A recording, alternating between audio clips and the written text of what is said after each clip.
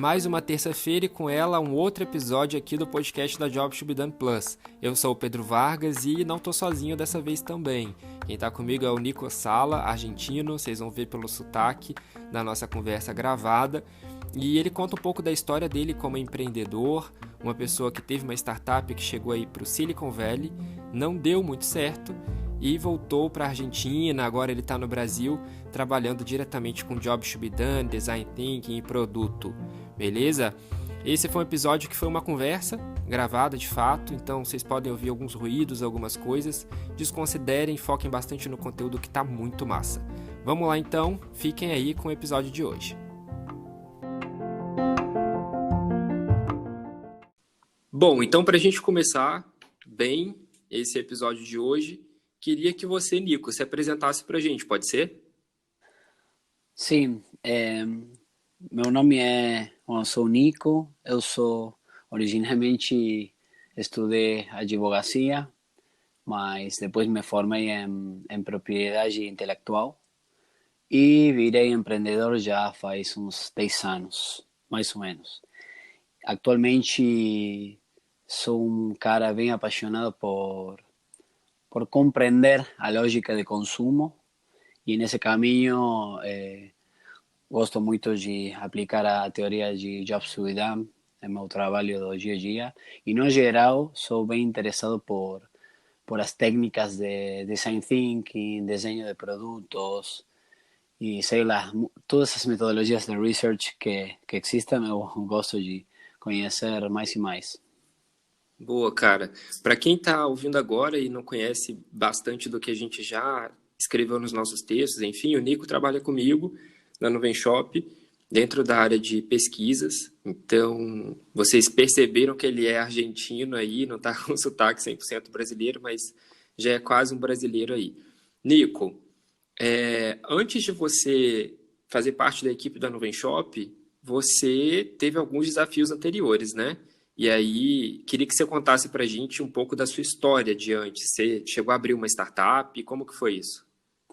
Sim, lá por o ano 2012, eu terminei a faculdade no ano 2011 e como já tinha uns 2 anos trabalhando como advogado, bem com a especialidade de propriedade intelectual, e na época eu falava com muitos empreendedores.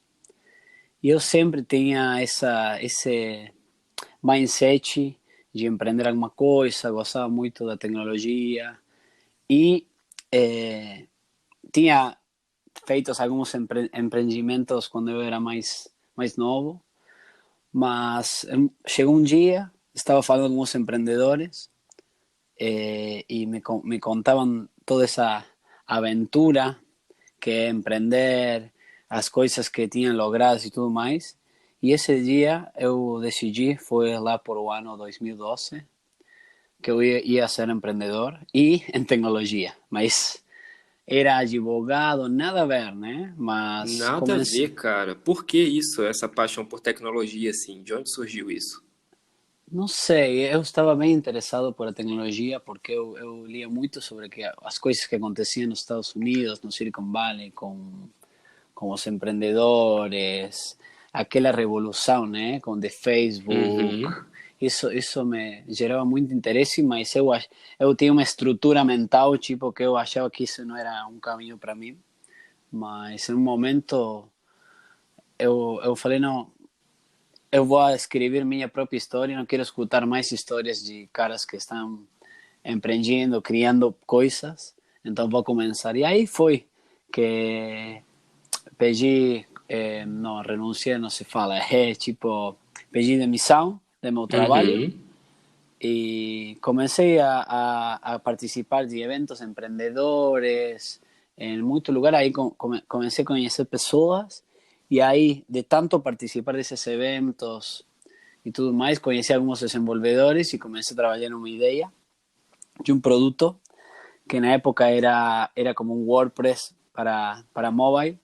Na época tinha muitas pessoas querendo desenvolver aplicativos para celular, mas a tecnologia era bem cara. Uhum. E nós conseguimos, a ideia era criar uma tecnologia que facilite e baixe os preços no momento de criar um aplicativo. Essa é a ideia base. Então, na Era um época, SaaS, então, Nico? no início não era um SaaS, era como um WordPress, mas depois virou um SaaS para que a gente integrava, terminamos integrando sites, plataformas de e-commerce tipo Shopify, Magento ou Nuvem Shop, e a gente convertia a tecnologia para que você consiga descarregar ou baixar de Apple Store ou Google Play sua loja. Mas na época ainda o e-commerce não estava menos evoluído ainda, e no mesmo tempo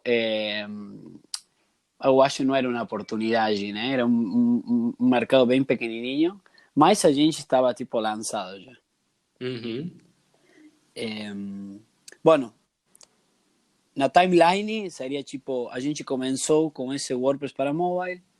Na época eu conhecia um cara que fundou várias empresas nos Estados Unidos e morava no Silicon Valley, e ele ficou interessado por a ideia e por investir, mas era um cara bem técnico, né? Ele não tinha tanto conhecimento de negócio, mas era um cara conhecido tecnicamente lá. Então, Até aí, cara, você estava na Argentina, então, né? eu estava lá na Argentina, sim, sim, sim. Ainda não tinha ido nos Estados Unidos, mas quando apareceu essa pessoa, já tínhamos um ano fazendo o MVP do projeto.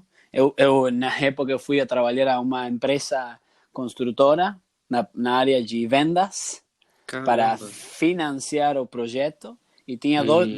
dois desenvolvedores, meu sócio e um cara mais que trabalhava, e eu, entre aspas, financiava parte do projeto, mas buscava potenciais clientes. Depois trabalhava, voltava do trabalho tipo 7 horas da tarde e trabalhava até, não sei, 2 horas da manhã, não sei.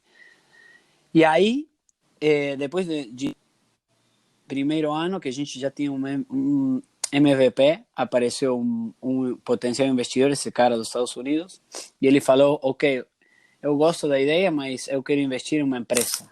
E aí criou uma empresa nos Estados Unidos com todo aquele modelo para startups, que não sei se você conhece, mas os investimentos são como uns documentos que se chamam convertible notes. Bueno, e aí a gente começou a buscar dinheiro para investidores. Uhum. Depois disso, a gente foi provar sorte nos Estados Unidos. Fomos para Silicon Valley, já tínhamos algumas reuniões agendadas, nos apresentaram algumas pessoas. E ficando lá, a gente conseguiu uma entrevista com uma aceleradora de empresas de tecnologia. E aí foi que a gente quedamos selecionados. Então a gente fuimos para morar lá, ou seja, meu sócio e eu fomos morar nos Estados Unidos e moramos em San José no ano 2015. Uhum. E o ano 2016 a gente viajava.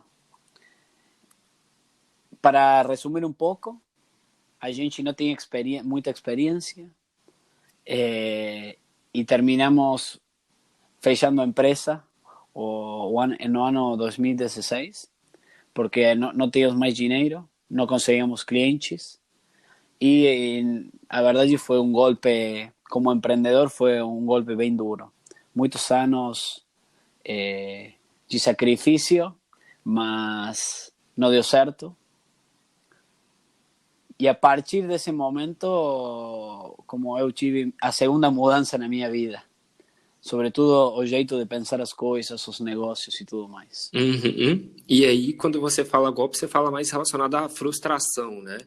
De, enfim, ter tido uma ideia de negócio, evoluída para um MVP, ido para os Estados Unidos, mas acabou não dando tanto certo. A que você atribui essa, como que eu vou dizer, esse aprendizado, né? Esse problema? Por que não deu certo, na sua visão? A verdade foi assim, foi uma série de coisas, né? Eu se eu tiver que falar as coisas mais importantes, primeiro você tem que trabalhar com um sócio que você conheça bem, não somente os skills ou as habilidades dele, sino a pessoa, porque quando acontecem coisas chatas, aí quando a verdade os sócios têm que ficar mais juntos, e aí a gente começou a se conhecer quando as coisas chatas começaram a acontecer. No segundo lugar, eu acho que eu fui, eu trabalhei, eu me movi mais por a emoção que por a razão, às vezes. Não pensava tantas coisas e não tomava decisões por entusiasmo. Então, E tem algum outro tópico assim voltado para o negócio que você, não sei, talvez você tenha tomado a decisão errada ou tenha deixado de olhar alguma parte super importante para o negócio evoluir? Teve alguma coisa assim? sim, não, claro, claro.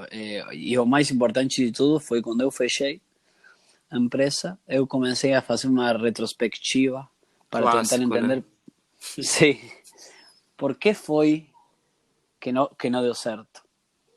Além das outras coisas, que são importantes também, a Uhum. verdade é que a gente criou uma empresa baseada em um produto, ou seja, nosso principal advisor ou conselheiro era uma pessoa 100% focada em produto, não em necessidades de clientes, sei lá, Hum, em entender outras questões fora do produto. Então, é como que a gente teve um viés que se a gente tinha um produto foda, ia dar certo tudo. Depois os clientes iam vir e não foi assim. Quando a gente terminou o produto, não conseguíamos clientes, por isso tentamos adaptar a nosso produto a uma suposta necessidade de um cliente que não existia. uhum. Então Mas, aí, Nico, lá na fase do MVP, enfim, da ideação mesmo da startup, não houve essa certeza de que vocês estavam resolvendo satisfazendo uma necessidade, né, um job do cliente? Como que foi isso? Por que você acha que isso aconteceu? não, nós achávamos, porque Entendi. tínhamos um viés dos eventos que participávamos para empreendedores que todo mundo queria criar um aplicativo, mas era somente um viés, um machismo, uma coisa que escutamos. Entendi. Mas a verdade, nunca validamos isso. Nunca pesquisaram, né? Nunca colocaram esforço de pesquisa, então. Não, não, não. E caímos em todas as truques de um empreendedor sem experiência, Uhum. porque pedíamos feedback, não sei, para minha mãe, para um amigo, para um tio. Então, todo esse feedback que não serve para nada, que tudo, seu projeto é foda. Eu Tá falava, sim, maravilhoso, né? exatamente. Caramba, cara. E aí, no meio desse aprendizado todo aí, no meio disso tudo, você conheceu o Job Should Be Done, né? Que foi até o que conectou a gente, o que trouxe você para a Nuvem Shop e o que me fez entrar dentro da área de research da Nuvem Shop também. Como A que você verdade, conheceu o Job Should Be Done? Quando que foi isso? a verdade foi assim. Quando eu fechei a empresa, comecei a estudar, ou seja, nos Estados Unidos me ensinaram algumas metodologias, tipo a como criar um modelo de negócio utilizando Business Model Canvas, Uhum. como me ensinaram sobre Value Proposition, mas nunca apliquei nada dessas coisas.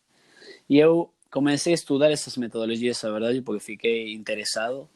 Depois fiz um curso de Customer Development que um cara aqui da Argentina que já está em outros países, ele ensina como criar um modelo de negócios utilizando Canvas e criando um value proposition, como entrevistar clientes, ou seja, tem umas noções gerais de como montar um negócio de zero sem investimento. Esse era o foco do curso. Depois de fazer esse curso, eu fiquei bem empolgado e bem triste de não ter aplicado nada disso na minha startup, mas o CEO da Nuvem Shop, no meio dessas coisas, eu já estava na Argentina, me chamou, ele queria conhecer minha história. Quando eu falei com ele da minha história, a Aí verdade me você já chamou para uma... tinha, aí você já tinha voltado para a Argentina, então, né? Já tinha voltado para a Argentina, sim, Tá. e na época, eh, eu integrava na minha startup a Nuvem Shop. A Nuvem Shop na Argentina se chama Tienda Nube.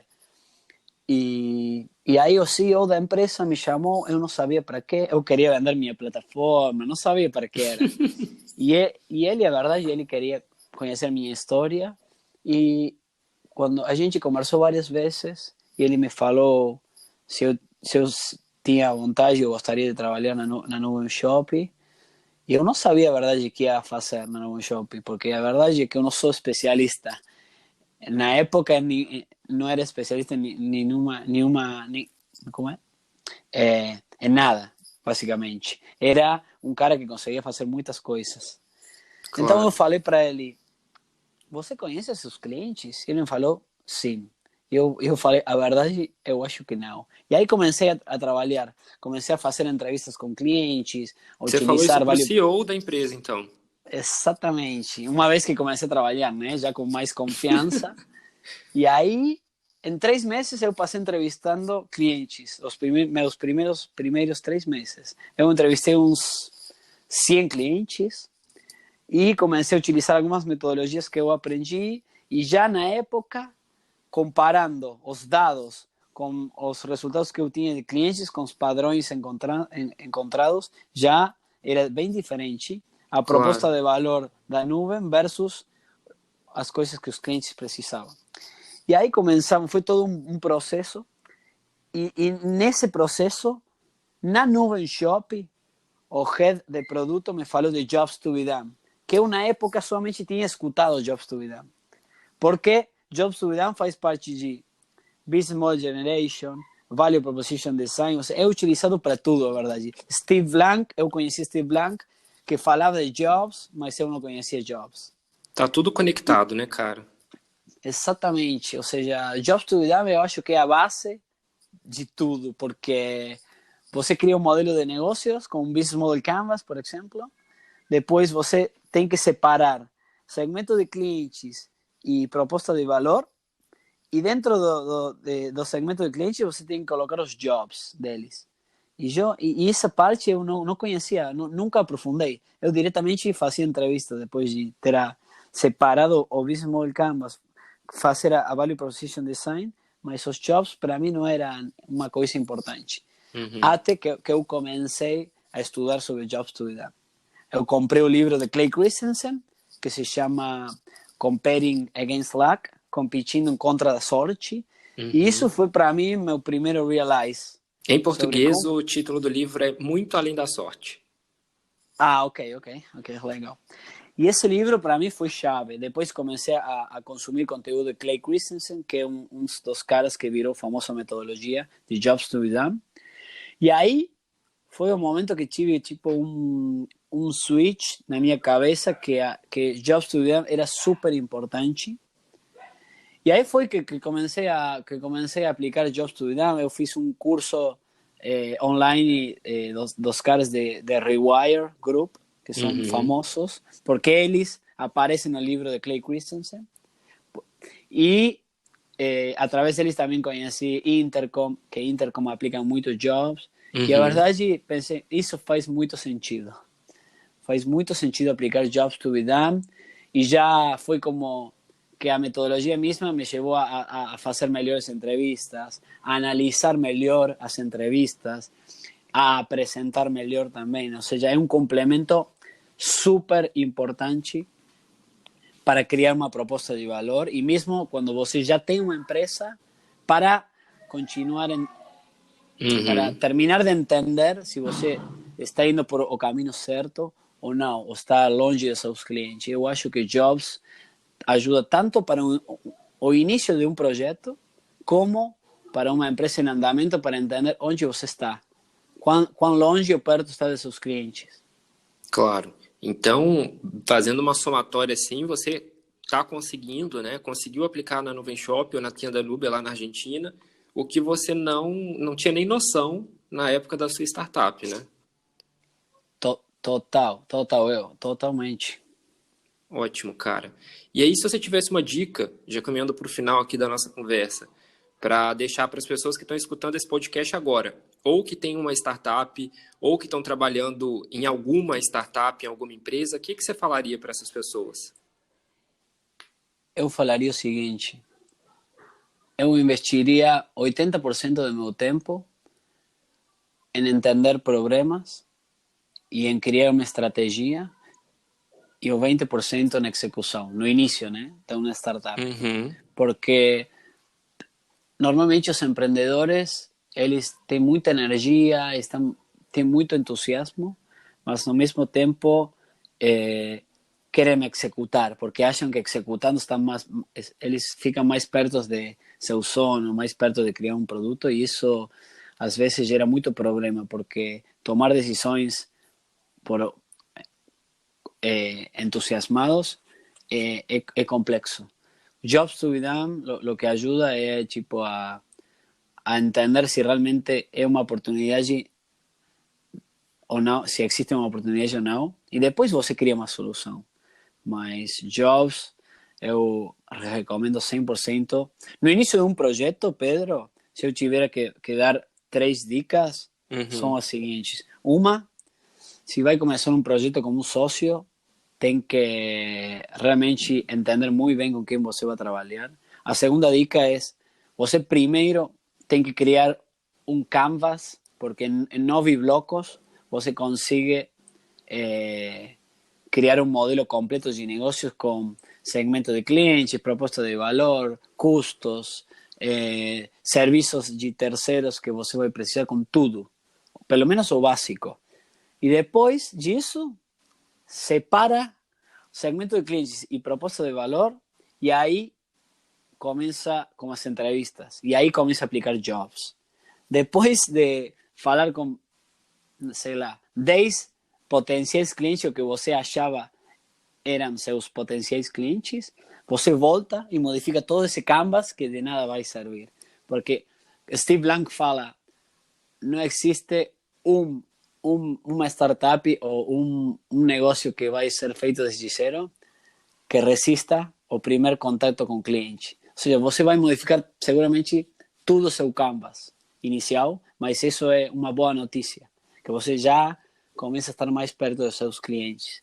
Então, para qualquer projeto, eu acho que esse é o melhor jeito. E se você já tem um projeto em andamento, com certeza também fazer diretamente uma proposta, um value proposition, e tentar entender se os jobs que você tem, que você está satisfazendo, existem na verdade ou são semelhantes a los jobs que realmente, as necessidades que os clientes realmente querem satisfazer. Boa, cara. Então você estar um passo na frente, né, do que pode acontecer. Jobs to be done ajuda muito nisso, na fase de ideação, então. Então você que está escutando aqui, tem uma startup, uma ideia de negócio, né, já tenha esse conhecimento, tem vários livros legais, né? O Nico até falou um exemplo aqui, que é o Teste da Mãe, né, que eu acho muito importante, é um livro incrível, né, para qualquer pessoa ler e, enfim, a ideia de negócio, ela tem que sobreviver não só o feedback da tua mãe, do teu pai, enfim, das pessoas que gostam de você, mas dos potenciais clientes, né? Das pessoas que realmente vão utilizar esse produto ou serviço. Nico, você tem alguma indicação de livro para a gente fechar? Livro, podcast, vídeo, alguma coisa assim? A verdade, se eu tivesse que recomendar um livro, recomendaria Startup Owners Manual de Steve Blank, Business Model Generation de Strategizer, que eles aí explicam bem como funciona Business Model Canvas, Uhum. e Value Proposition Design, que serve para criar propostas de valor.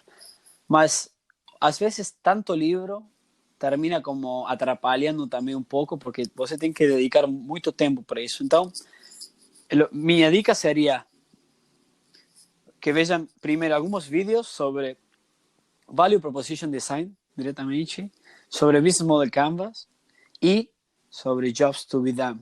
Depois disso, quando vocês compreendam mais ou menos a lógica, aí começar a consumir conteúdo também de Medium, sobre Canvas, sobre Jobs to be Done, e sobre Value Proposition Design. E depois, se você ficou empolgado, acha que faz sentido, comprar alguns livros. Depende de seu jeito de aprender as coisas. Mas eu acho que um livro às vezes frustra, porque você está ansioso, quer empreender já. Então, tem um vídeo de Steve Blank de 1 hora, que podemos colocar no link aqui embaixo, que ele fala como criar um negócio desde zero em todas as etapas, até a produção do mesmo. Então, ele em 1 hora explica tudo. E aí fala de jobs, fala de criar um canvas, de value proposition design, do MVP, da validação, de entrevistas com clientes. Isso faz muito sentido para mim. Boa, cara. O link vai estar no nosso Medium, dentro do nosso artigo lá, que tem o nome de podcast. Então você consegue acessar esse link aí. Nico, muito obrigado pela tua participação. Acho que tem muito para colaborar com a gente ainda. A ideia é a gente aprofundando nessa experiência sua, na tua atuação dentro da Nuvem Shop, como pesquisador, né, como uma pessoa que está totalmente conectada aí com Design Thinking também e produto, né? Nico, obrigado. As portas estão abertas aí para você sempre, viu? Obrigado, Pedro. Valeu. Um abraço.